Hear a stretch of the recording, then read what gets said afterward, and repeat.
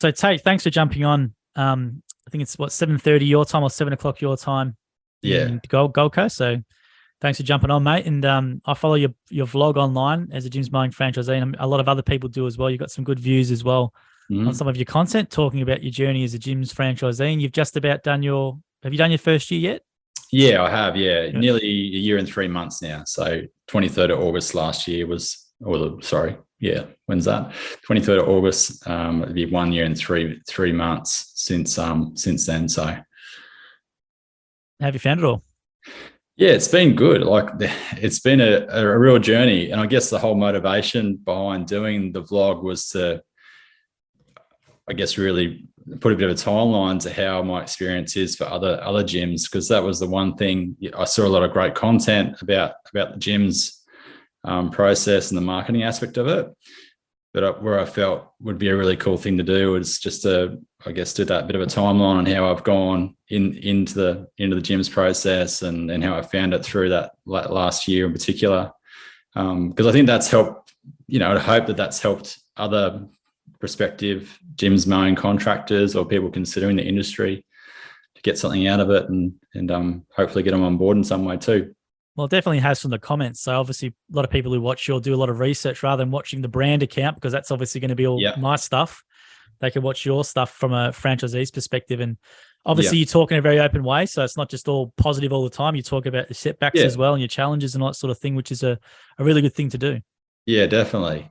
Yeah, so it just gives you, I guess, the positives and the negative aspects. Obviously, mostly positive, but the emotional roller coaster of owning your own business and starting something that you haven't been in before. Like, this industry is not something I've done before, so it's a good opportunity for me to, I guess, document my journey and also encourage other people along the way.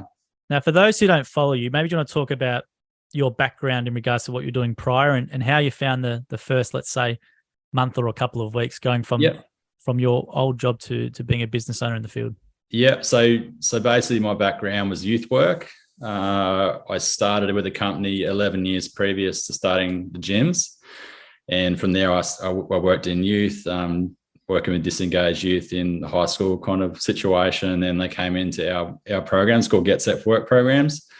And I started within that company, and we had some funding changes in government, and I was in that role for about 3 years, and then I went into a management role within the company. It was called Ohana for Youth, and out of that we also started several schools under a banner called Arcadia College.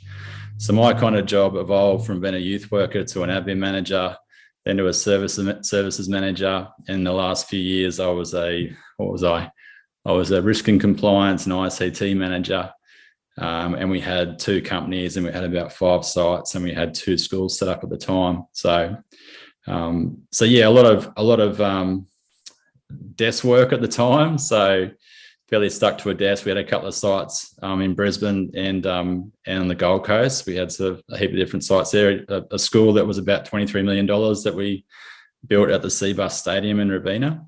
So I was a part of that whole process. And then within about a year after that, I managed to work out a redundancy that worked out really well going into launching the gyms.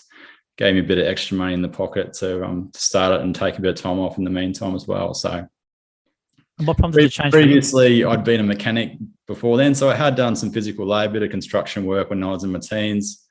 Sorry, I might have just said that, but I was an apprentice mechanic at BMW for a while. So that's sort of where I've been on the journey. And what prompted the change for you? You sound like a pretty full-on job before in regards to that. So. And that's probably the biggest thing. Like, I guess with those sort of corporate roles, the responsibilities increase, but the finances don't increase, in the same way. So I felt like I'd probably capped it to where I wanted to be. And I guess also you get into that situation where you just want to do something for yourself. The hours that I put into that job, I just felt like, okay, if I was in another scenario where I was working those extra hours, I'd get paid for that. So I guess you find when you get to those higher end management roles and those jobs, you end up spending a lot more time than what you're getting paid for doing it as well. You're telling me, mate. You're telling me. Hence you're here with me at 8 o'clock at night. No, it's fine. It's 9 o'clock at night over here. But but so you knew you were stuck and you're like going, all right, yeah. So then what's the process? 'Cause a lot of people will be in the same situation where they go, I've known this for, let's say, I've done this thing for 10 years. They might not have the confidence to go, even though you've got a lot of skills, you might not go, well, I don't know anything else but this. Exactly. So then what do you do? Yeah, well, I probably flirted with the idea for about 2 years and researched it for a while. And I had, for a long time, I had some of the documents, the gym's advertising in my laptop bag at work. And it just so happened that everything just came together. I mean, I'd thought about it for ages, but it was just that failure to launch, thinking about, oh, gee, I don't know. I've got a mortgage. I've got 3 kids and a wife. You feel you're kind of tied to that industry, or where do I go to from here? I've worked my way up in this place and where to next? It's a bit scary. So I kind of got the push in the end. It felt like I was like, okay, this is time to do it. And I managed to negotiate the redundancy as well at the same time, which was great because I was, they really honored the time that I'd spent there and what I'd put into the role over that time. So it made the next few steps a lot easier than what it may have been if I had to go and get extra finance and all these other things as well to do it. Now, looking back from where you are now, was that the hardest thing, was just making that call and just doing it? Yeah, definitely. Like, again, with hindsight, which is always that hindsight thing is a big part of it. I would have done it ages ago. I would have made that jump, because I think to know now what I know, jumping into this situation where I didn't have to really worry about the finance aspect of it. Yes, I had some bumps along the road with different weather issues I've blogged about over the time. But to be able to maintain the income I was on, pretty much from the get-go, and without too much drama, was a bit of an eye-opener. So it was really good. And how was the training from? Did you have much of an interest in gardening before coming, or in lawn care, or? Yeah, I mean, I've always been pretty active in the mechanics sort of side of things and doing things at home. Being in a desk job for so long, it was a good opportunity to get out and do something physical and, get out of that environment. I mean, I've always been an outdoors person, love surfing, and that was kind of what I did growing up, surfing all the time, and spent much more time at the beach than I did at school in my last few years. But, it was part of the motivation too, to get out of the desk job and go in and do something more physical, to get a bit of physical health back. And it's certainly done that. Like, I think I've vlogged about that as well. Lost quite a bit of weight in the first few months, and actually almost put back on all that weight just from muscle over the time too. So it's definitely increased my physical, fitness as well over that time. So it's been a real positive in that aspect, and also my mental health. I think the biggest thing with being in those roles where you're high pressure, it can be quite stressful.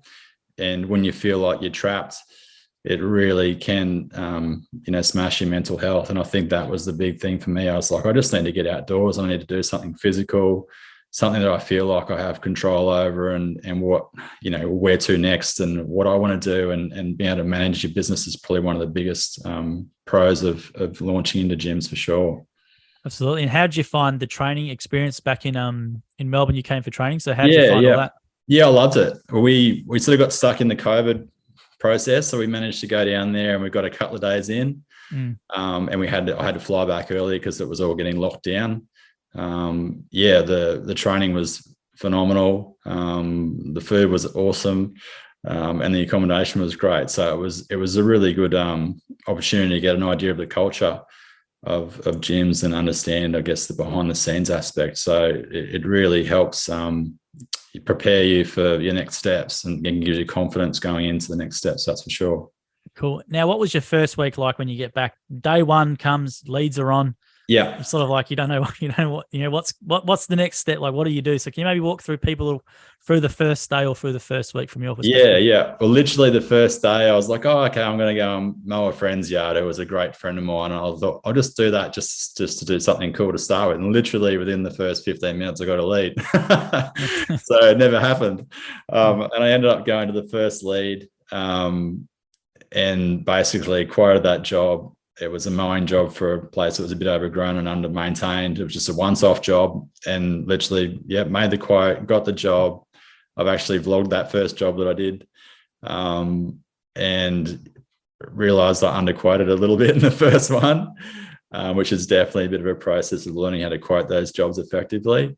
But then I think there might have been a second or a third job that day came through just for some rubbish removal, got a hedging job as well. And so it just really quickly started to unfold, and the jobs kept coming in. So it was never a situation where I was waiting around for work to come in. It actually came in quite quick. Now, was it something where did you buy a new sale or did you buy clients? Yeah, I bought a brand new sale. So yep. So obviously initially I kept my areas on quite wide and just accepted any kinds of work. I guess the one thing I learned is, making sure that I guess you're choosing the right kind of work too. I got a couple of landscaping jobs where they wanted to do really phenomenal stuff. And I'm like, okay, we'll see what we can do. And then I kind of had to jump out of those ones. So look, it's my first few days. I'm not really the man for the job right now, but try and refer them on internally in the gym's system. So, definitely a really good experience just to see the system working and the jobs coming in without having to do anything really apart from turn on my leads. Now, how'd you go with the quoting experience? Because as you said, it's something you're obviously going to get better as you go because you're going to learn more. For sure, yeah. But it can be very daunting at the start. So any advice or sort of tips around quoting that will help people? Yeah, so that is definitely the most painful part of the process. When you're doing that physical labor, and especially when you're doing especially when you're starting with no customers. I think what the big benefit of being able to buy an established franchisee's area, you're getting all that intellectual property basically. If the pricing, or if that franchisee has got some great pricing, they've got a really tight route, you've got something to reflect against. So obviously you pay more money for that sort of thing. The other side of it too, with me starting a brand new one with no customers, it also gives you the ability to structure your own relationships with those customers and also make some mistakes, but build the business at a capacity where you feel that you can probably take it on. I guess if I went into a situation where I bought 70 customers off somebody, it would have been a bit of an adjustment to deal with those 70 customers where I felt like I could bleed into, I could make it work for me and slowly build the work up. But at the same time, I think I would have preferred to buy customers because you are getting all that intellectual property. Because the hardest thing when you're quoting is you don't have any benchmark to go against really. Apart from maybe mowing your lawn at your own place and getting an idea of what that time might be, and then saying, okay, well, this is my rate hour, this is what I want to make. But yeah, the most painful, but also the biggest learning experiences that you will have is when you're underquote, because that hurts a lot. Over time, it definitely the biggest thing is just getting yourself that experience, and don't be scared to throw some numbers out there and feel like, oh, this is a bit cheap, or I feel like I've got to win this job, so I'm just going to put it in cheap. Really think about how long it's going to take you and try to break those jobs down, especially if they're big garden cleanups, because, they can get quite complex and working at your times, your green waste costs, your transport to the tip, all those things come into consideration, and also working out how fast you can do it. You can only do that from your experience. So you'll find over time you'll just get better and better than that, and then you'll have certain jobs that you'll benchmark because you're underquoted, and for the next job that you have a similar kind of scenario, you can reflect back on those other quotes and go, okay, this is where I failed on this previously, this is where I need to bump up a bit more money on this, and learn from it. So that was one of the things that I did over the time too. Every quote that I did a breakdown of those quotes, so that if I went into a new job, I could reflect back and say, okay, this job's pretty similar to that job I did for Mary or whoever it may have been. And then realize, okay, did I come under on that? What could I do that I can improve upon? And then obviously make, better money on that next job and less frustration. There's nothing more frustrating than knowing that you've underquoted and working for minimal dollars. When you're making good coin, it's an easy job, but when you haven't, it's a tough job to do. Absolutely. Now, did you have to use the pay for work guarantee at all during your time as a franchisee? No, I didn't. No, definitely didn't. So, I knew it was there if I had to jump on board with it. there probably could have been a few times where early on where we had some pretty serious weather where I may have been able to use it. But again, it was just, I didn't feel it was necessary because things were coming in, the leads were coming in. So yeah, it's good to have that bit of peace of mind there that that's an available option. Now, what's your size of your business currently? So are you a sole trader, or you do have a couple of employees, or how's your operation? Yeah, just me by myself. I set it up under a company name and under a family trust, just to get a few benefits out of that. I've got 3 kids with ASD and a wife as well. So we get sort of a carer's allowance, and the way you structure your business can also help in how that reflects in getting other income from NDIS and all sorts. So that was sort of the way that we went about it. And how many clients roughly do you have at the moment? Yeah, at the moment, I've probably got about 60 regulars, consistent fortnightly customers. I've got quite a few NDIS customers, quite a few DVA customers, and then, a lot of mowing, obviously, as well. I've got a fairly good mix of gardening hours as well as, your mowing.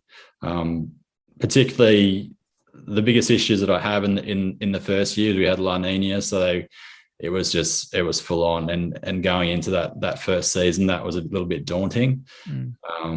But I would have hoped to probably have around 70 customers, 70 regulars in the that first year, but just because of the weather issues, I got to about 55 consistent customers, and that was still making good income. But it's so important to get, I guess, a good number of clients when you come into winter, when those regular mows drop back to maybe monthly.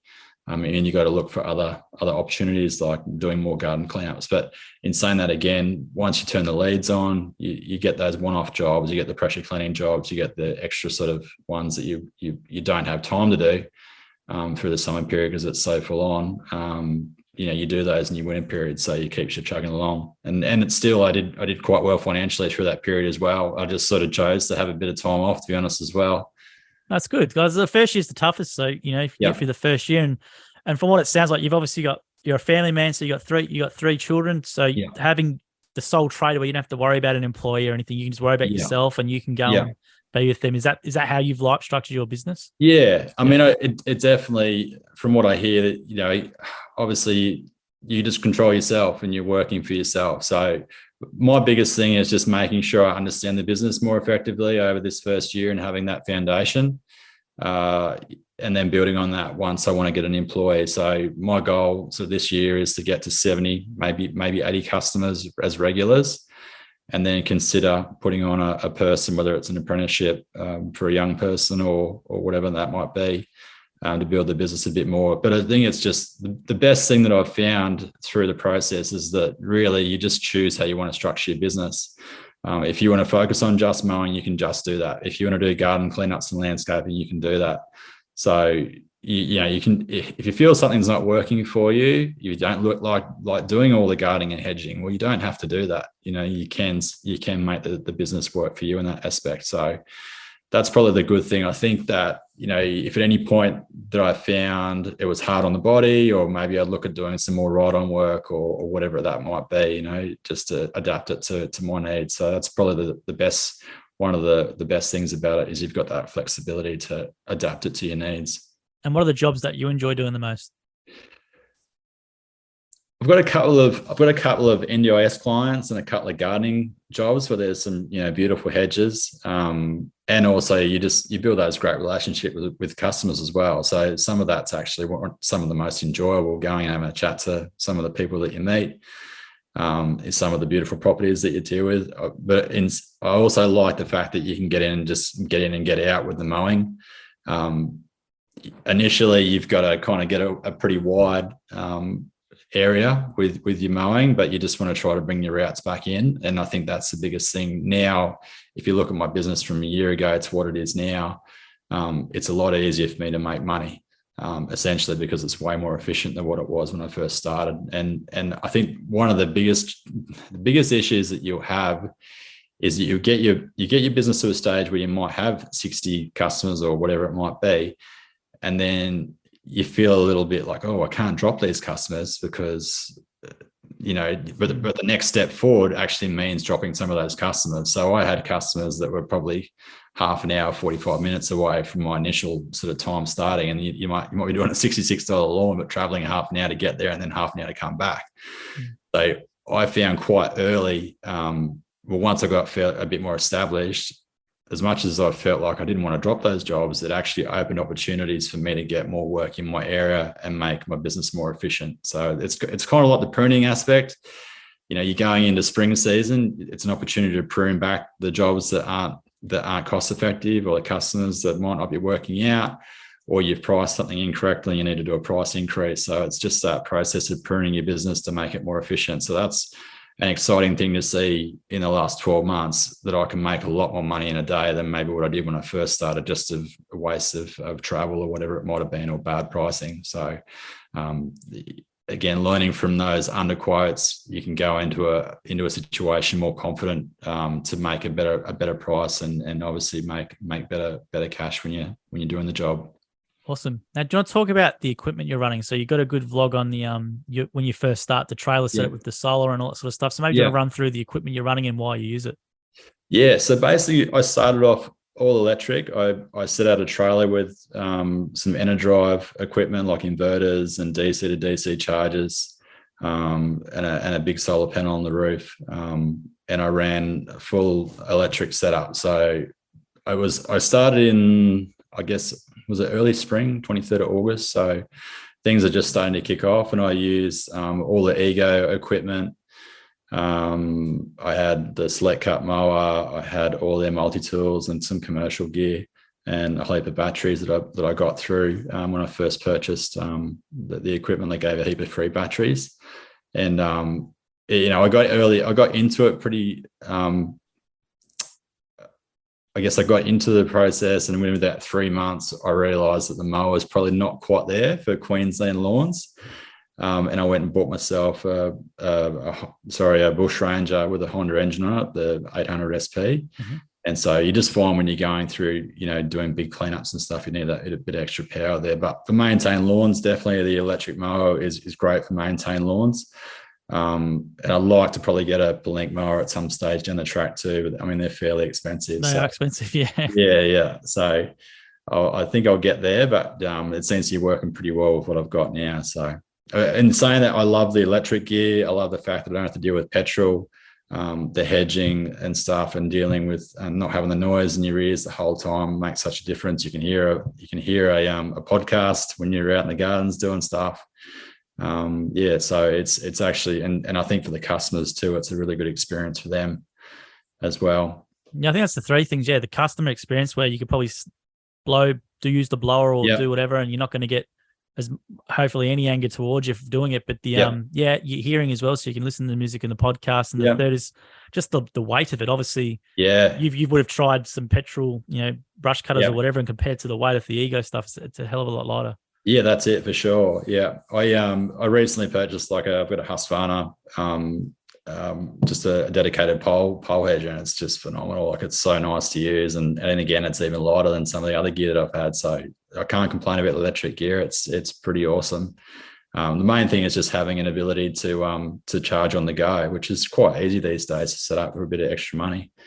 And I guess you're saving on that fuel cost. So the biggest thing is going to be your batteries, just making sure you choose a reputable company that, backs their warranties, especially if you kind of are stuck to a brand because you've got to use that certain brand's battery. And that was one of the things I found. I needed to look at some other options as well with the batteries, because I did have a couple of failures there early on. But yeah, a majority of still using the Ego equipment, and it's going pretty good.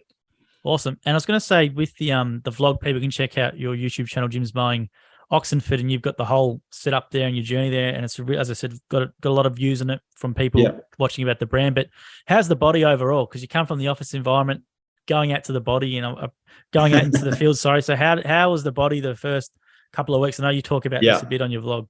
Yeah, for sure. Yeah, definitely a shock to the system, but I think I don't regret it at all, in the sense of just having the extra fitness that I've got now. But you definitely will go through a major transition. If you're stuck at a desk job every day, and all of a sudden you're getting out and you're doing physical labor every day. Like you're walking quite a lot of Ks. So I just think it's a great lifestyle option to be able to come from a desk job and go out and actually be fit. Like I don't have to go to a gym these days. I wouldn't have to go to a gym at all because I'm doing plenty, or I'm going to the gym.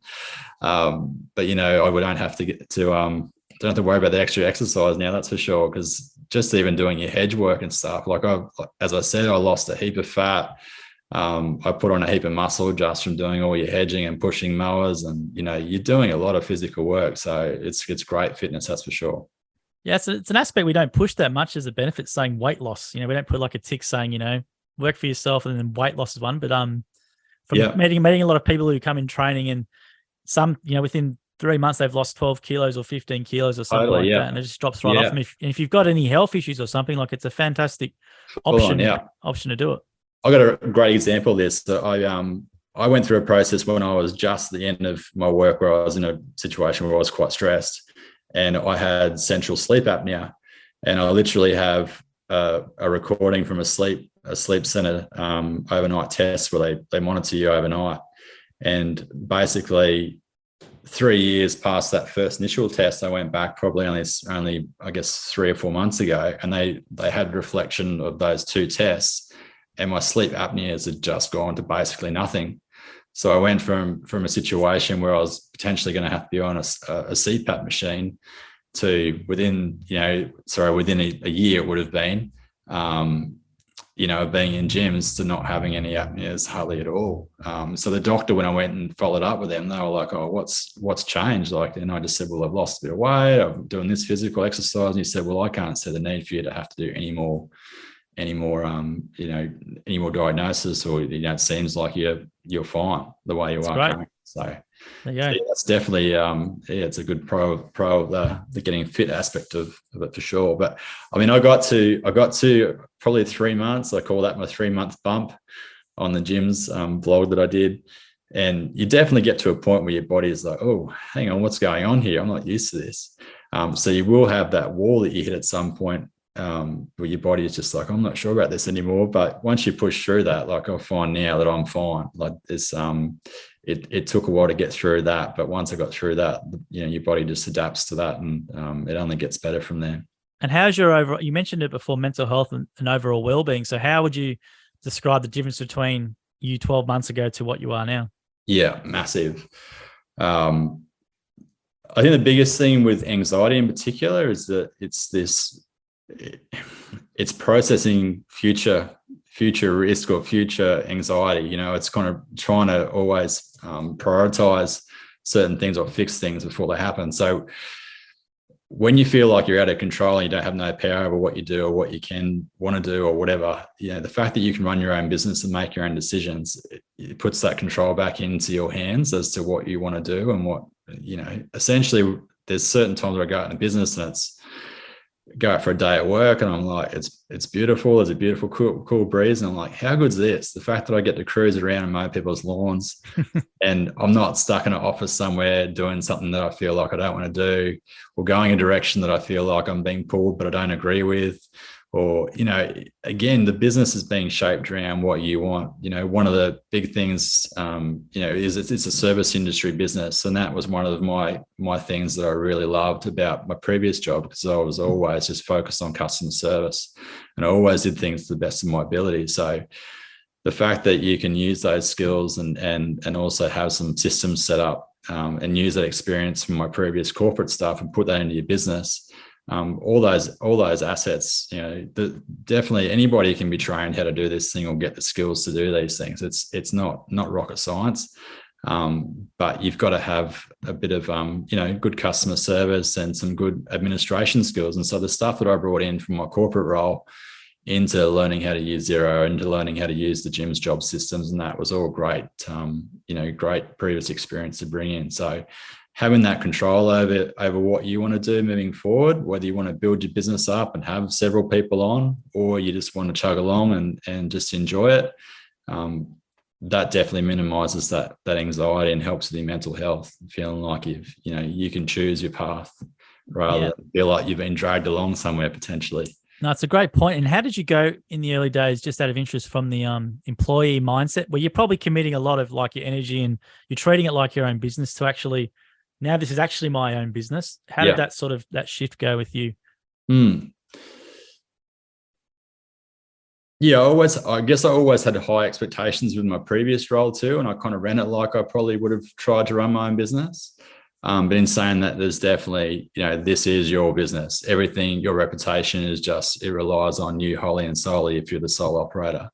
So there's definitely a perspective that you take on, making sure you're profitable, making sure that you're dealing with every customer at the way they should be treated, and making sure that you're doing the job as it should be done.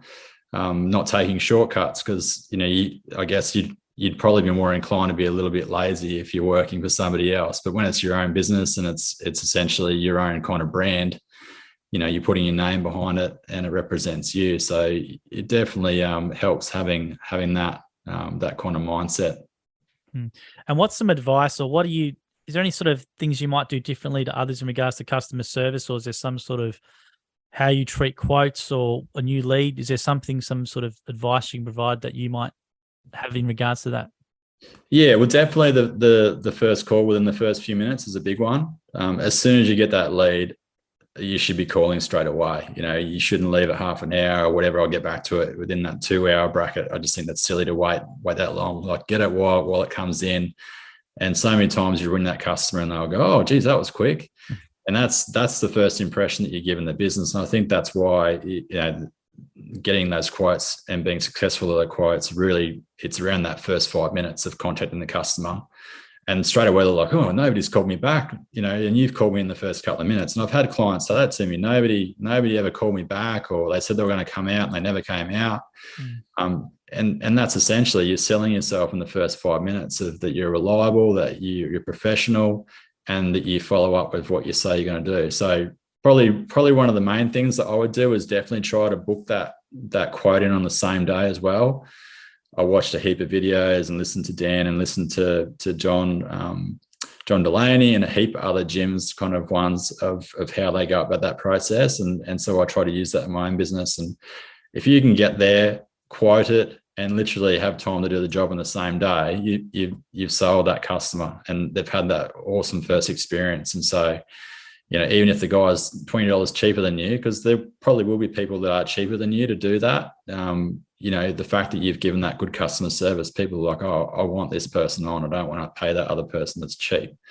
To know that person's going to turn up and do what they say they're going to do, that's a really good thing. And then also, particularly on that first job, just make sure you have a bit of a run through with the customer, make sure they're happy.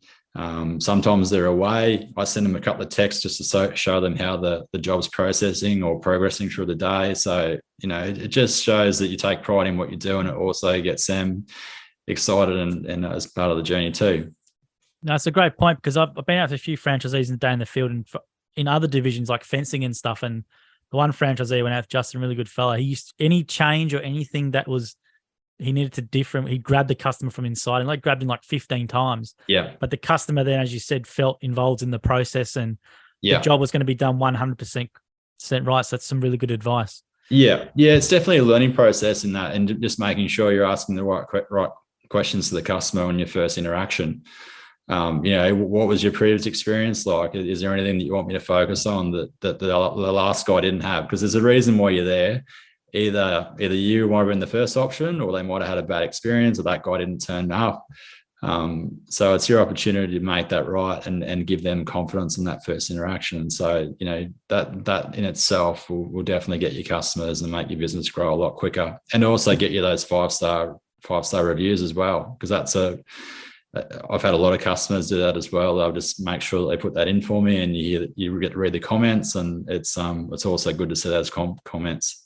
No, it's fantastic. And I was going to say as well, with your second year now, what are you obviously you mentioned a regular number you want to get to in terms of clients, but what do you hope for your business in the second year? Yeah, so second year is definitely that route density. As I said, that bit of a pruning back coming in now that we're in spring and coming into summer. you've got the opportunity to get a quality customer and try to bring your routes in. So as I was saying before, your profitability in your second season is going to be a lot better. And I guess that's the big thing, is that the business is not what it is in the first day as what it'll be in future. So I feel like my second season that I'm in now, my second growth season, it's really exciting because I feel like I've got a much better, much more profitable route. I've got better customers. I've got better jobs. And the jobs do evolve. I guess initially you might be doing terrible cleanups that you might not want to do when you get down the track. So I guess it's also the ability to what you can say no to. That's a big thing. Like once you start to realize the success of the business is when you get jobs come up and you're like, well, you know what, I don't think that's quite for me, or it's probably not going to fit what I want to do. So because you've got so many leads coming through, you don't have to do the terrible jobs necessarily, or the jobs that that might not be that profitable. You can really focus on what's profitable for your business, and also what might be better on the body. As I said, you can adapt the business to your needs, and hopefully, even in my third season, I'll get to the stage where again I'm getting my premium customers. I'm getting more efficient at what I'm doing. I'm becoming more profitable, and the business will continue to evolve from there. And now, how's the income compared to the hours you're doing? So, what's your sort of rough schedule for your day? Yeah, so most days I'll sort of start probably from 7 till about 3 or 4. And again, your profits early on will be based on your travel time and how many jobs you can get in through that day. So it definitely gets easier. And so I expect, in future that I'll start at 7 and get off a bit earlier than maybe what I have been up until this point, but that is getting better and better. So a general day, I'm not to the stage now where I've got everything kind of fully booked. I reckon once I get to about maybe 70 or so customers, I'll probably be pretty chock-a-block from Monday to Friday in the peak growth periods. But yeah, that's sort of what it is, around 5 days a week. But you'll find, particularly in the growth periods, you'll pick up those extra jobs that, they always just come in like it's very easy to make extra money coming into that next week and booking out any blank spaces that you've got.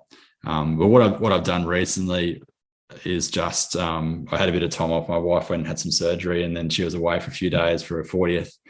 And it just gave me an opportunity to consolidate my run. So I took all my kind of weird suburbs and different travel kind of routes and just consolidated them into suburbs. And I found straight away, I was like, wow, look at the difference in this. So you kind of use those weather events and if you've got a bit of time off to rehash what you're doing and make it more efficient. So, essentially you can come home earlier and you can make more money in the time that you're out traveling and not having to burn fuel and travel around and not make as much. Yeah. And have you replaced your income, what you're earning at your previous job? Yeah, so I'm probably pretty much equivalent. I'll be a bit more than that now, coming to the second year. One of the things that you learn in your first year of business is, there's a huge amount to learn. So you're not coming into a job where you got a fixed 4 or 5 weeks holiday a year, sick days, family leave, all those things. So you've got to structure that around your business and work those things out. And that's something that, with La Nina in the first year, I didn't get many holidays in the first year. I had a lot of days at home with rain, hanging out with the family. But it is your business, like you said before, you're not an employee anymore. You're running a business, and that whole business revolves around you, making sure that you're there for your customers. But I know that going into this second year, the income is going to be much better, and I'm also going to have that ability to set those holiday times out and take some extra time with the family as well. Yeah, well, how'd you go with your first holiday? Because the thing with gyms, I guess, is the beauty of it, which people won't not know, is if you're an independent business and you had a holiday, unless you knew local contractors or something that could help you out. But how'd you go with your first holiday and getting your customers looked after and things like that? Yeah, well, I mean, because I had so many weeks off with the rain, I didn't have any real holidays in the first year. I had a couple of long weekends over Christmas and, the public holidays. But I guess the good thing is you do have that flexibility to be able to discuss it with the customers. Like, as an example, when my wife went away, she took the kids away or we had a couple of support workers help us for a few days. So you can kind of work things around your customers, and just as long as you communicate to them, and make sure that they're aware of what's going on, you can definitely do it. And I think through the winter periods you'd have no problems kind of blocking out some time, because the biggest thing once you get to your growth periods, it's on. You're on. You're there to make money and take advantage of it. So that is one of the challenges of being a sole operator. Is if you do get behind a little bit on your work, you've got to make up that work, and the grass doesn't stop growing through summer, which is why I guess it's better to take those holidays through winter. But that's the thing, I guess. Once you bring on an employee, you've got that bit more of flexibility, and you can potentially catch up a bit quicker as well. But with the business becoming more efficient like it is now, I feel like if I get a couple of days where I'm behind, I can catch that up a lot easier than what I would have done previously. No, it's good to hear. And I was going to say now, do you wish you started earlier? Or do you reckon about now was the right time with all your skills you picked up in your previous career? Yeah. I think, like, realistically, I would have started earlier. With the way everything happened and getting that redundancy and a bit of cash going into it, I couldn't have thought of a better opportunity. But in saying that, if I was a young bloke and I was 20 years old or 21 or whatever it might have been, like, just the fact that you can go out and you can make good coin that took me 11 years to get to, and even more than that, and the fact that every hour that you work, you're making money, and you can grow the business and you can bring on employees and you can scale it. That's probably one of the biggest things, is you're not capped just being an employee. You can really grow that business to what you want, and build it as you want to. Absolutely. No, thanks, mate. And cool. Let's shift over to the content stuff now that you want to talk about. Cool. Thanks for giving all that. I'll put that as the podcast, and you'll see some clips on the mowing page and all that sort of thing. And yeah, cool. Yeah, thanks for sharing all that. So you wanted to talk about the social media sort of content stuff. Obviously at training, it's sort of evolved a bit since then in what's sort of been done online and what you can do and stuff like that. So do you have any questions, or what do you want to ask me regarding to that? Yeah, just I guess working out some avenues, I guess, of social media that would be beneficial. What are the key ones? Obviously, TikTok's one that seems to get talked about quite a bit these days, and the viewing content, because essentially you're wanting people to view the content. I've stuck with YouTube currently. I haven't started an Instagram or anything like that. I'd be interested in knowing about YouTube Shorts and TikTok, and just maybe looking at. I know that in past you could get apps that integrated content amongst all those different social media carriers, so you only post through another medium. I don't know whether that's something that happens these days, but just looking at ways that I can distribute that content and get as much views as possible. Yeah, that's all good questions. So we can go on that, and I'm going to show. I'm going to go to a screen share and flick to my examples. Yep, and we'll answer all those. Sort of screen share here, and hopefully you can see what I've got. Can you see my screen there? Yep. Yeah, so you can see YouTube there? Yep, cool. Yep. All right. So to grow now on social media, you can't post a photo and it's going to get any organic reach. Everything has to be short form video because of this monster here. So everyone's competing with TikTok now.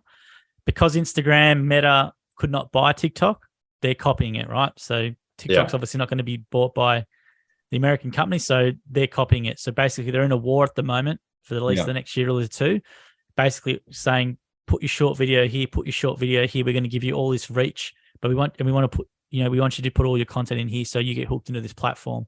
Yeah. TikTok at the moment, under 25s are spending an obscene amount of hours on it. Half of all searches in regards, I think it's half of all 25-year-olds go to TikTok to search for things as opposed to Google. So they're coming to here right now and going, how to mow a lawn. And they will get presented with, here we go, how to mow a lawn diagonally, how to mow a lawn for kids, how to mow a lawn crisscross, for example. And they'll use this as a search engine now. Yeah. So they'll click on that. And then TikTok will recommend all the top videos, which means the ones with the most views. You can see the accounts. So generally the bigger accounts in regards to the name here. So it'll be all based on the name. Yeah. And then you've got videos here and you can go through and click on the videos, and it generally does it based on views. So you can see the numbers here, like 11.6 million, 1 million. Jim's groups, they're fantastic. I didn't set that up. But Jim's groups, we've got 53,000 views on that one video there of Jim mowing a lawn back in the day. So, so you can search for anything you want And this is where you get your content ideas from Tate. So you come here, you type in anything specific to mowing, to lawn care, to hedging, whatever, and you'll see, even if you type in the word mowing the lawn, mowing TikTok, mowing the lawn in Australia, and then you can see all the top videos there, and that will give you your ideas of how to create it. Yeah. So for example, let's just click on this one here that's got 1.6 million views. I haven't seen this one.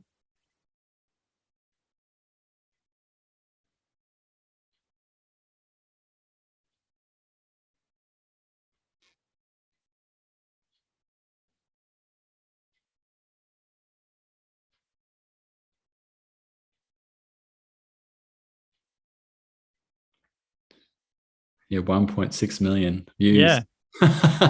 Yeah, just on that. It's quite simple. Yeah. Very simple. And that's the key to it. It's very simple. But the beauty of what you've got as a franchisee, Tate, is you can niche, you're in a niche. So you're just going to be gardening content. Jason and Brad in pool care are just pool care content. So people can come to you and follow you, and that's all you're going to post.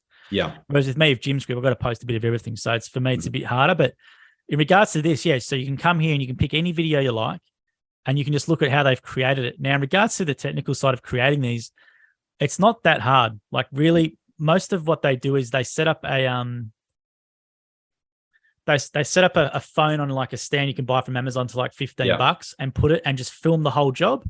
Yeah. At the end of the job, they just hit stop on the record button. Yeah. They load it into the app, and in the apps you have a time feature, so you can speed the video up. So you can speed the video up like 2 times, 3 times, 4 times. Right. So you might have it might be like 20 minutes on your phone. You load it in the app and you put it as 3 times the speed, and it obviously goes a lot quicker. Yeah. And then what you can do is, what this guy's then doing is he's going the next step and he's recording a voiceover over it. So in the actual apps, there's a microphone app, and when you press it, you can actually record your voiceover. Yeah. And I find that it's a different style. So people who explain the process, what you're doing is you're engaging someone with the instruction on how to do it. So someone will stay and watch your video for longer the more you engage them. So if you're explaining a process from start to finish in regards to explaining something, someone will watch that from 1 second to 60 seconds. It's a really good signal to the algorithm because keep them engaged. Yeah, I mean, engaged. That first video you obviously showed didn't have anything, or from what at least you didn't have the audio on. If that didn't the audio work for you? No, I didn't. Oh, sorry, it's working on mine. Sorry. Okay, on the recording. So I don't know why the audio wouldn't be working for you. I've got to share the audio. I would have disengaged if I didn't hear any audio over that. Sorry, there was an audio and he was explaining. I'm trying to see if I can. Let me try again and see if I can share that and share the audio. Yeah. Because they did have audio. I thought you could hear it. Sorry. Let me just go one more time. So all the stuff on TikTok, is that basically a portrait aspect? Yes. So it's all filmed vertical. So it's all vertical. Yeah. Yeah. Let me just go back to that and see. Here we go. Share sound. Oh, Jesus. There's a thing here. All right. Optimize for video clip. Okay. Let me see if this works now, mate. Please let me know straight away. Mm-hmm. Can you hear that? Of a teenager. That's working. Cool. Now today was pretty quiet, but I started by picking up some weeds I pulled out last Monday and doing some hedge trimming. Next job, I had to do a regular mow. Here's me on the whippersnipper or line trimmer. And look at how it turned out. It's a mix of buffalo and great. And it always turns out really great. Good. This little kid. Little apprentice. Yeah, he's a gun. Good job with the that's awesome. I think I've seen him a hat before or something. Now, cool. The lawn was overgrown, so it was scalped a bit in a few spots, but nonetheless, the client was happy with the end result. Oh, that's awesome. That's cool, isn't it? That's the day in the lifestyle. I'll just show you one more with that sound on, so you can sort of hear them talking through it. Yeah. So here's one here. All right, we're back at this one. It's a repeat client, so just tidying up again. All right, getting the edges done. Then along this fence, chewed through the line a fair bit. So you can hear that there. So that's the sort of stuff that people are doing. Yeah. But you can basically just come here. Any franchisee can do it. They can type in mowing, pool care, whatever it is. So I'll type in pool care to show you some gyms people. So is it downloading? Is it like a live feed and it's uploading, or are you actually putting content onto your phone and then uploading it to the app? Great question. So you want to record it. Now this is a trick. You don't want to record it directly in the app because it will put a watermark onto that video you create, and you can't really use it anywhere else because it penalizes it if you've got a watermark. So you want to record it natively in your phone. So record all the footage on your phone, not in any apps or anything like that. Yeah. And then you can take the footage and then you can load it into the app and you can edit within an app. Now you can do it directly within the app, or you can do it in an app called InShot. Now, InShot you can do it with, but it depends on the platforms you're using. So if you're going to focus only on TikTok, for example, you don't need to worry about doing it in a third-party app and then putting it to TikTok. And then you just bridging do it across to your other apps. Yeah. If you want to do TikTok and Instagram, you're best to create it in a third-party app and then you post it to TikTok and to Instagram individually. Because if you post a TikTok video into Instagram and it will have the watermark on it, the algorithm penalizes it because they're not going to push a competitor's TikTok video. So if you're trying to grow an account, you need to have it done in the separate app. But the same content works. So you can do all these features you can do within an app called InShot, or you can do them with them directly in the app. But yeah, any franchisee can come here and type in pool care, for example. We've got obviously our franchisees. There's Brad and there's Jason, 24 million views on this one, 47 million views on this one. So yeah, you can come in here and search anything you like, but that's the style. That's TikTok. TikTok for mowing. Oddly satisfying is the hashtag. You ever heard of that before? Right. Okay. Yeah. Yeah. Have you heard that one? No. So oddly satisfying is a hashtag. So, it's just a whole bunch of hacks and you can see all these different things here. Yeah. There's another one that's a big trend, which is weird, called ASMR, which is about vibration. So all the pool care guys do like ASMR for pool care salt. Trying to see where's a pool care one. 73 million views on this ASMR sound video, or this one like this. I'll just put this on for example. Can you hear that? Yeah. Yep.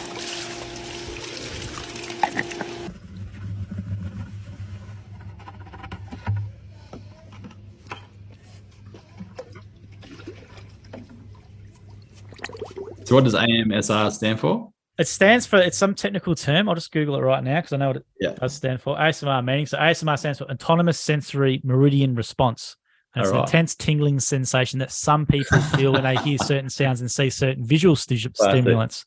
So it's sort of this trending thing, but I can see the numbers here: 62 million views, 73 million views, 84 million views. There's one of our franchisees. This is Pool Care in Brisbane. Brad, 40.6 million views on this video here. Yeah.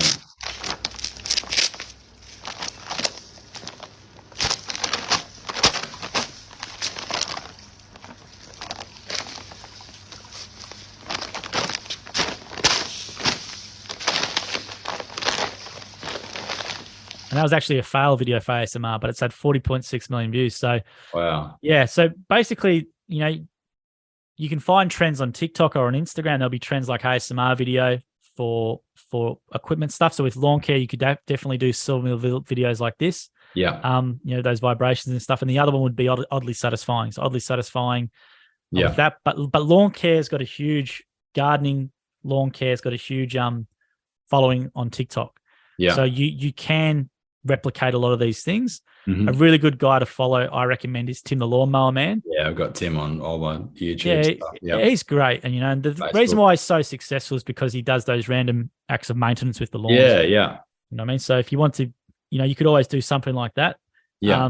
But people just love seeing a lawn from start to finish done time lapse with music on it, explain the process. Be consistent with that. And TikTok's still giving a lot of good organic reach. So it hasn't started restricting the reach. It's getting a little bit restricted, but you could post a video now on your first video, could have 500,000 views depending on what it is.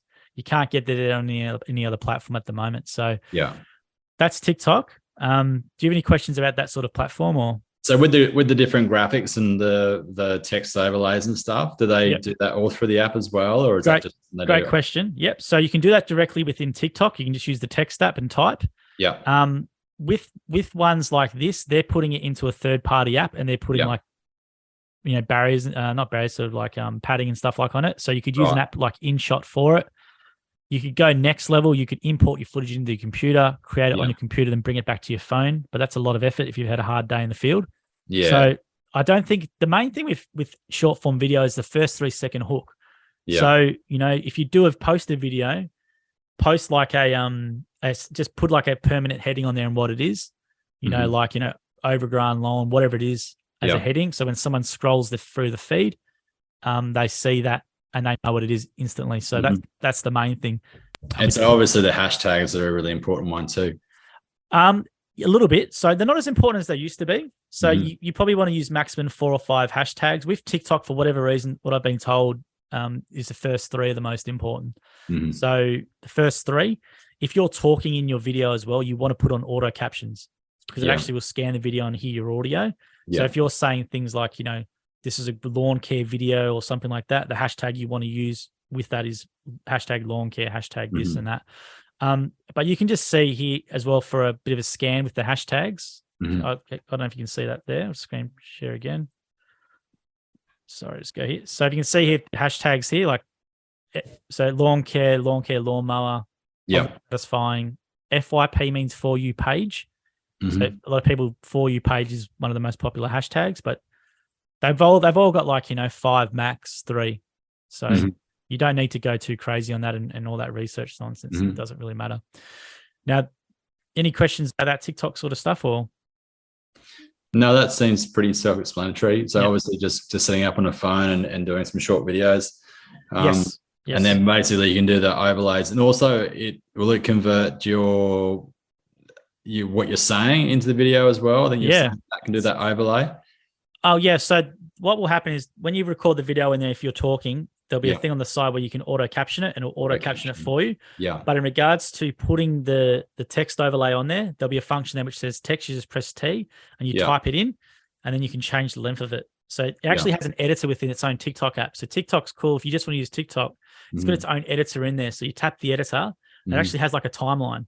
Right. So you can put your music, shift your text, transitions, all that sort of stuff. Yeah. It's just something you want to play around with. And you can get the hang of it, but you can just keep it really basic to start. Film your time lapses, do your music over it, and I'll show you an example of a franchisee who just does that. But what works on TikTok will work on Instagram Reels, and that will work on YouTube Shorts as well. Yeah. So it's all working on the same platform. So now I'm going to show you a franchisee who excels on Instagram using mowing.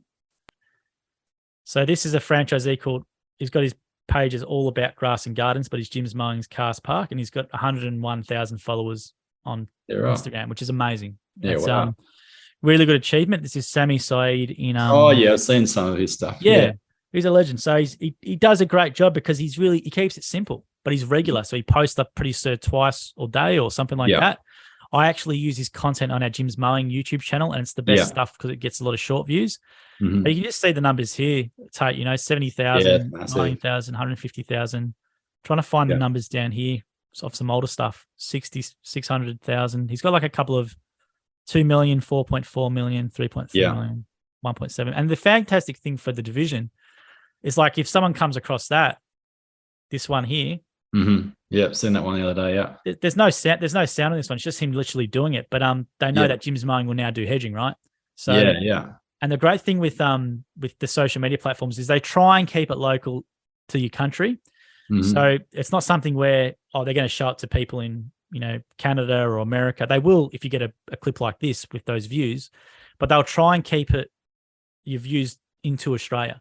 So, and hopefully, obviously, in your area, it's just a really good thing for the brand. So, in regards to Sammy getting direct work out of this, I haven't asked him much about the direct work side of it at all, but he just enjoys it. So he's out there in the field by himself as a sole trader, and he just loves doing his videos and putting them in. And he's obviously. So is he doing a lot of that as far as posting that on site, or will he generally come home and he'll do that at the night time or something and just do a few things and post that? Yeah, good question. I haven't asked him specifically that, so I might be speaking for him. I think he does it at the end of the day at night because he uploads his clips to me to a Google Share Drive, and I grab his clips and I re-upload them to our stuff. So I think he might do them at home that night, but he might be so quick he can just do it in the car between jobs. In the car, yeah. But like that's the thing, I guess, as long as you're just doing short clips, at a pretty regular basis, that's probably where you get the more engagement. Yeah, because they want you to post, right? So they're competing with TikTok, so they're giving you organic reach again. Like Mark Zuckerberg's giving you free reach, which they didn't do for Facebook for a long time because they've obviously want you just pay money.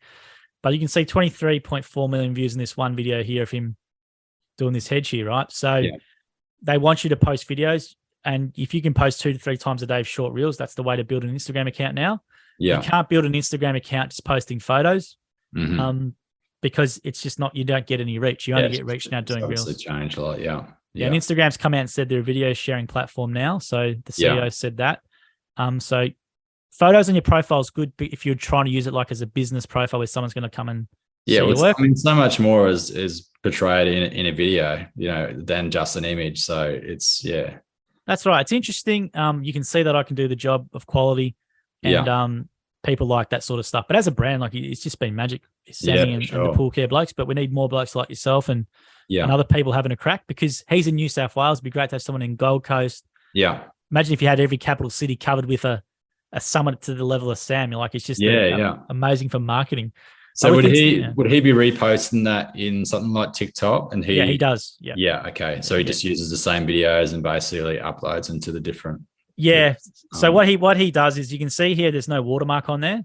Yeah. So that means that he's creating this in another app, and he's uploading it natively into Instagram and then going across to TikTok, which he's got. I'll just try and find his account. Hopefully it comes up.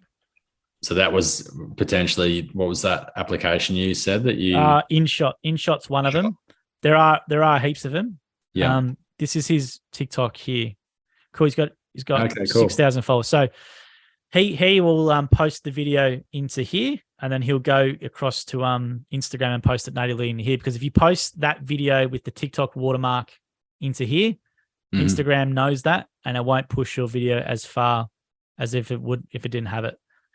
It's quite interesting though, because he's got a lot bigger following on Instagram as opposed to TikTok, but he's posting the same content. Maybe, I don't know why that is, because he's got the same content, but he's got a pretty good account on TikTok as well. And the good thing with TikTok, Tate, is you just need one video to go viral to get more than 500,000 views, and that's where all your followers are going to come. Yeah. So you just need one video to do it. Yeah. And you can go from 0 to 1,000 followers pretty much overnight, or even within an hour. It is really interesting how certain content engages people. Like, I found, some of my videos I'll get like 1,000 views, which obviously isn't a lot in comparison. But I've got that one where I've done the what trailer should I use? Yeah. Jim's mowing, and that's like 5,000. So that's something that, just one bit of content can be a lot more than what the other ones are potentially. Yeah, but your watch time on those videos, I guarantee, would be pretty good as well. So your watch time retention, even though you might have 1,000 videos in a video, is still good, but your retention's really good though as well. So that's another good thing. But it's about how you can hook someone in. The reason why these videos work well is because from start to finish, someone wants to see what the end job looks like. So they'll watch for the whole time. People commenting on your posts also helps, and also adding it as a favorite. But same thing here with Instagram's weird. You should never delete a video with Instagram, because for whatever reason, it goes through a process of filtering it and all that sort of stuff.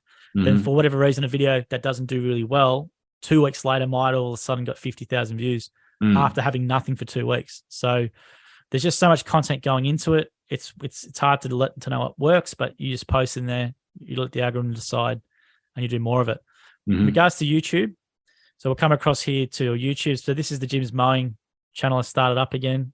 With that, where the growth will come from will be these shorts. So you can see the numbers down here in the bottom. 1.8, 5,000, 4,000, 8.2,000, 2,000 views. Yeah. So YouTube wants you to use shorts now. So they will give you a lot more reach on these short videos if you do a good one. What I find works well is I've just been posting Sammy's content. So, the start to finish of jobs, that's what YouTube is pushing at the moment. So if you want to grow on YouTube, a good way to get discoverability is to post your videos as shorts as well. Yeah. And that's something, that you can do on your phone. YouTube app, you can directly do it. Or you can come in the desktop at night and do it. But in regards to posting these, I prefer not to use an app to post two of them together. Yeah. Because I found that third-party apps that you use, if you upload a video that's larger than 100 megabytes, right, some of them have issues. Yeah. And I'm a firm believer. There's two camps in this. That if you post natively, you get more reach. If you use a third-party app, I don't believe it pushes as much. So for me, all my videos live on my phone from Jim's. I actually send them to my phone on a thing called Slack for my desktop, and then I upload them directly into the apps because they're a lot higher size. But the ones you create, they're just going to all live on your phone, and you'll be fine. But you just have to go into each app natively and post it. But you can do it. You can save drafts though, so you don't just have to do one each day or whenever. You could do 7 and save 7 drafts in there, and you could post them all at once. That might take you 10 to 15 minutes of work to do it. Yeah. Can you set them so they're staged over a few days too, if you want to distribute your content at different times, or? Yeah, you can with Instagram. Instagram's just brought out a feature in America where you can schedule reels. My app at the moment doesn't have it, but you can schedule reels within the app. That's what's coming for professional accounts. So you will be able to do it with TikTok.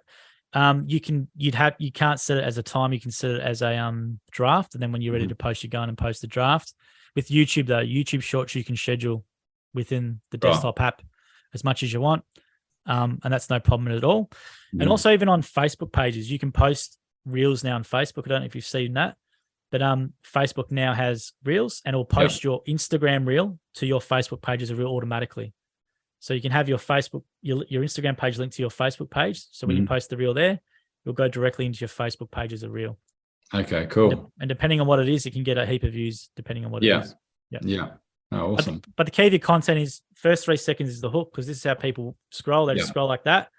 And the reason why the mowing niche is so good for you guys is because people love watching that start to finish of a overgrown yard, or someone just on a ride on going in a circle around or whatever it is. They'll watch that. So, but also you could add your personality to it. I think a lot of contractors follow contractors, and they all like to have their 2 cents on things. So you could post some videos about your experience as a business owner, or what you find best works for equipment, these sorts of things, and that'd be all good for engagement. But you can really build a good personal brand. Tim, the lawnmower man, like he's a full-time fireman, I think, and he does it on the weekends. We flew him down to the trade day because of it, and he gets like sponsorship deals now and stuff like that. So from a business owner's perspective, you could probably have 3 ways you could monetize it. You could have brand sponsorships. So if you get to a stage where you get really big, like Ego should be sending you free gear, and you can do reviews and whatever you want. So free gear would hopefully be one. Getting paid to do videos, depending with brands. So Tim the Lawnmower Man will have brands who now pay him to do videos, which is cool. People do merch and things like that. But it will start with YouTube especially, they're going to start monetizing shorts. So for example, if you have a channel and you can get your shorts monetized. So if you get a big enough channel and you might have 1 million views on a short, they're probably going to start putting ads into the shorts where you can make money as well. As a creator. So there will be opportunities to earn money if you've got a bit of a following. So I'm not saying that's what you do it for, but the short video is the only really way to grow on social organically without paying any money for ads. So with the filming aspect, with shorts and reels and TikTok videos, you should be looking at portraiture for those short form videos. Has to be vertical, Yeah. And then if you're doing a more of a vlogging kind of scenario where you want to use GoPros and you want a bit more wide frame stuff, it's probably the YouTube is just a general forum for that. Yeah, great question. Yeah, that's probably the way it is. So you use your GoPros. GoPros are fantastic. I know Jason from Pool Care uses his GoPro and puts them on a brush all the time and goes in the pool and cleans them. GoPro is fantastic because you can put it on your line trimmer, or you can lay it down on the edge. And again, I guess you can change that to a portrait as well. Yeah. Okay. You could. A lot of guys, I think a lot of the big guys like Tim, the Lawnmower Man and stuff use GoPro, have a GoPro and stuff like that. So you could definitely get creative with a GoPro. So you could sit a GoPro at the end of when you're using the line trim, and you could line trim up to the edge of the GoPro, get that sort of effect. Yeah. There's heaps of different things you could do. But everything's being shot in vertical now. So always shoot in vertical. But that's just the way it is for the short foreseeable future. There could be another trend in a year or two which comes along, and short videos done, and then there'll be something else. So yeah. But I think what you're doing with the vlog style stuff, YouTube videos are great because they're just an asset that will just keep giving over time. Like your videos will be viewed by people in 5 years' time. Yeah. Whereas the short form content, it's sort of like a quick fix. It's very rare someone's going to scroll through your feed and go back to your first TikTok or Instagram reel video. Yeah. If they find your YouTube channel, they will go through your YouTube channel and watch previous stuff. So it's surprising as well. Like I've had quite a lot of people reach out to me in comment sections and then Facebook me and say, "Oh, I'm looking at doing gyms there and there," and they want to have a talk with me over the phone, or they want to bounce a few things back and forth. So it's quite cool to get to be engaged with that as well, and help some new guys that are coming into that as well moving forward. Well, that's great, and they probably trust you more because obviously you're a franchisee. We're head office, and we're putting out stuff that most of the time is going to make us look good. So whereas with you being a franchisee, you're instantly a lot more trusted because you're in it doing it. And I recommend everyone checks out a guy called Mike Andes. Have you heard of Mike Andes at all? Yeah. Looked at a lot of Mike's stuff. Yeah. He's cool. It's awesome. Yeah. He's a machine. So, but that's the stuff, if you wanted to do it, that's where you can take it. You don't have to do it, but like he obviously enjoys it. Yeah. But he's built his franchise on his personal brand. So it's not the other way around with Jim, where it's been the franchise and the personal brand later. Mike Andy's whole 100 franchisees generally come in because of his Mike Andy's content, as opposed to the Augusta Lawn Care. So he's got a bit of a problem. Yes. He was telling me how people know him more than they know Augusta Lawn Care. The Augusta brand, yeah. Okay. So they come in via that. So but yeah, you've got an opportunity now. If you like to do your vlog and your personal brand stuff, you can be seen as an expert. And but it's definitely an opportunity for the next year or two, and brands are slowly jumping on it. But it's a bit of fun, I guess, if you're a sole trader as well in the field. You might want to mix it up a bit. And it's good. It's just the ability to be a bit creative on the job and just do something a bit different. So it's I mean, that's something that I've always been involved in, photography and that kind of thing, and a bit of digital stuff and IT stuff. So that's all pretty interesting to me. That's what Jason from Pool Care said to me, that he's by himself a lot in the field, and Brad as well. And it just makes it more interesting. And it's amazing what they've done. Like, 200,000 followers and 100,000 followers.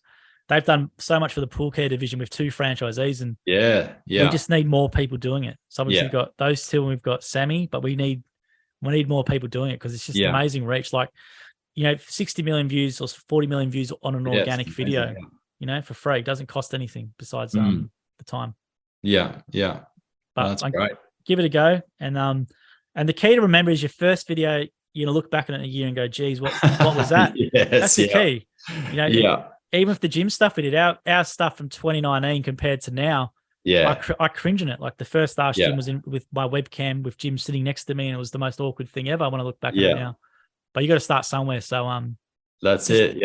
Start somewhere. Well, that's the thing. I guess it's just a matter of just doing more content. You get more creative and more settled into it and speak better. And obviously it's a bit overwhelming trying to do it initially, but you just get better over time.